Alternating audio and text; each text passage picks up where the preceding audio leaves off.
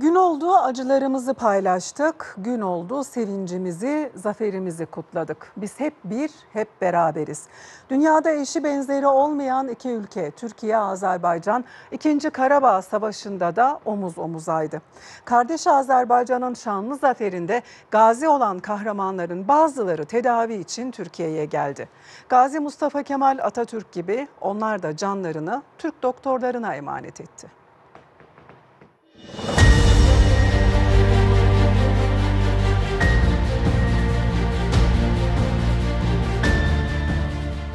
Azerbaycan topraklarının %20'si Ermeni-Rus birlikleri tarafından işgal edildi.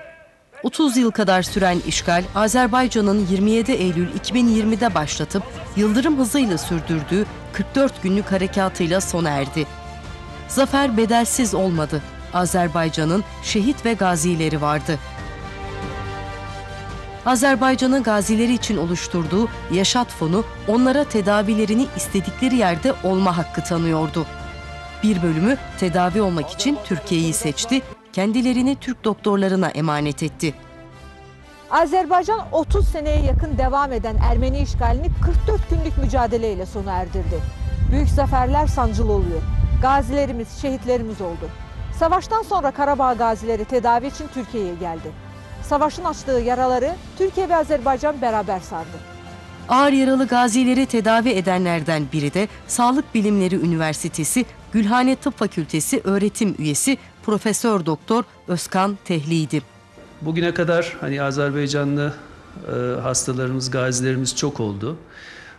Çoklu ameliyatlar gerçekleştirdik. Bunların genel olarak beyin ameliyatları oldu. Kafatası, kelle sümüğünü kaybedenler vardı. Onların ameliyatlarını gerçekleştirdik. Sinir yaralanmaları vardı. Onlarla bağlı ameliyatlar gerçekleştirdik. Gazilerimize hizmet etmek bizim için çok büyük bir onurdu. Bunun mutluluğunu da ayrıca yüreğimizde, kalbimizde çok derin bir şekilde hissettik. Profesör Tehli, gazilerimizin vatan ve bayrak için gösterdikleri gayretin unutulmaz olduğunu söyledi. April dövüşlerinden gelen Yaşar Bey'dir, Yaşar'dır. Onun da çok ağır komada bir vaziyette geldi bize.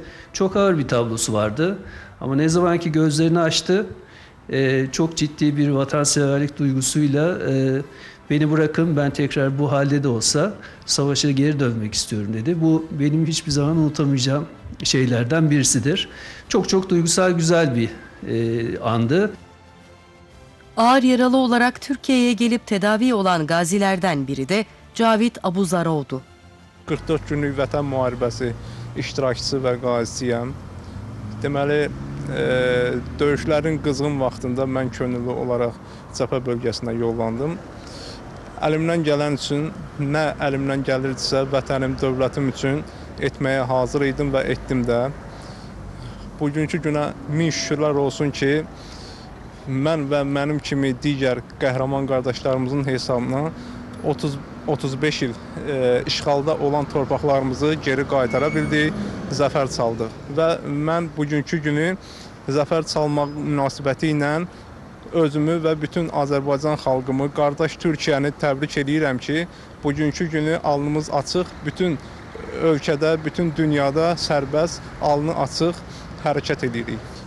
Mən müharibədə hardasa 24 gün idi ki, iştirak edirdim.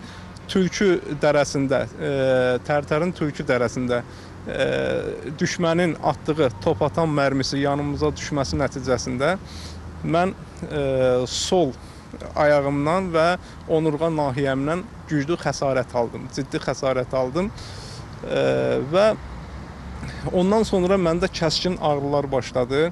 Hətta elə yerə gəlib çatmışdı ki, mənim yeriş qabiliyyətim itmişdi, sol ayağım hədsiz ağrıyırdı. Bir uzun müddət, hardasa bir 8 ay, 9 ay müalicə alsam belə bir faydası olmadı, günü-gündən kəskinləşirdi və bununla bağlı mən Yaşat Fonduna müraciət etdim. Mən ora gedən dönəmdə 4 nəfər, mənlə bərabər 4 nəfər qazi yoldaşım da getmişdi. Onlar, mən onurğadan zərbə almışdım. Onlar kəllə beyin travması ilə gəlmişdilər və sağ olsun Aydın müəllim, Aydın həkimin sayəsində əməliyyatdan sonra onlar əvvəlki sağlamlığına bir 90% qayıtdılar. Çünki onların eləsi var idi ki, heç danışmaq qabiliyyəti belə yox idi. Vatanları, bayrakları için kollarını, bacaklarını, gözlerini feda edenlerin tedavilerine katkıda bulunmak Türk doktorları da Türkiye'yi de mutlu ediyor. Türkiye'de tedavi olan gaziler gibi.